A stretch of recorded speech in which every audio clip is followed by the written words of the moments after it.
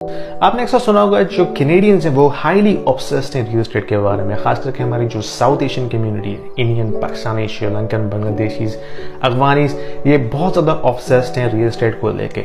जब कभी भी कोई इमिग्रेंट लैंड करता है GTA में या वैंकूवर में, पहला काम उन्होंने ये करना होता है कि उन्होंने रियल एस्टेट बाय करनी होती है। उसके बाद एक घर से दूसरा घर, दूसरे घर से तीसरा कॉन्डो, चौथा प्रॉपर्टी, और ये साइकिल चलती रहती है। ऐसा क्यों है? उसकी वजह यह है कि real estate has produce a lot of gains for them over the last 15 years. और जिन लोगों की शॉर्ट टर्म मेमोरी है वो समझते हैं कि रियल एस्टेट सिर्फ ऊपर जाएगा, लेकिन इस वीडियो में आपको ये बताना चाहता हूँ कि real estate is not the only thing that can produce that much gains, there are some other assets as well. ये जो ग्राफ आप देख रहे हैं ये है average residential real estate price from 1996 to 2021। 1996 में इसकी प्राइस थी लेट्स से $200,000 और अब वो पहुंच गई है ओवर $1 मिलियन। तो अगर आपने $200,000 इन्वेस्ट किए होते रियल एस्टेट मार्केट में इन GTA इन 1996, तो आपका जो गेन होता अब तक वो होता तकरीबन 400%। Staggering, right?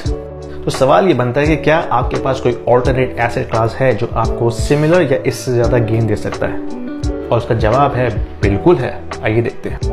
तो ये है S&P 500 इंडेक्स। अगर आपने सेम अमाउंट यानी कि $200,000 1996 में S&P 500 इंडेक्स में इन्वेस्ट की होती तो वो अब तक बन चुका होता $2.3 मिलियन, जो कि बनता है over 1000% gain over the same period. तो कहाँ 400% गेन रियल एस्टेट में और कहाँ over 1000% gain in S&P 500 index.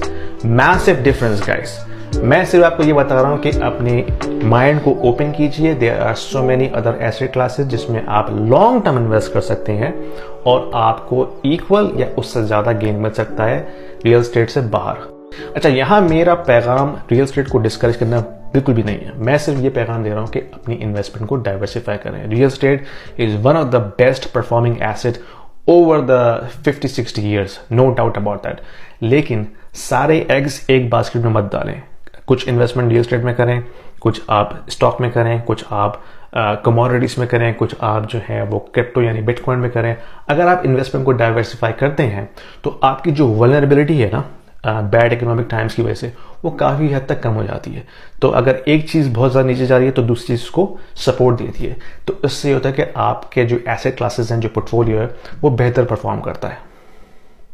अगर ये मैसेज पसंद आया तो लाइक कीजिए, फॉलो कीजिए और अपने दोस्तों को शेयर कीजिए ताकि उन तक भी ये पैगाम पहुंचे, ताकि वो अपने पोर्टफोलियो को डाइवर्सिफाई करें और अपने आप को फाइनेंशियली प्रोटेक्ट करें।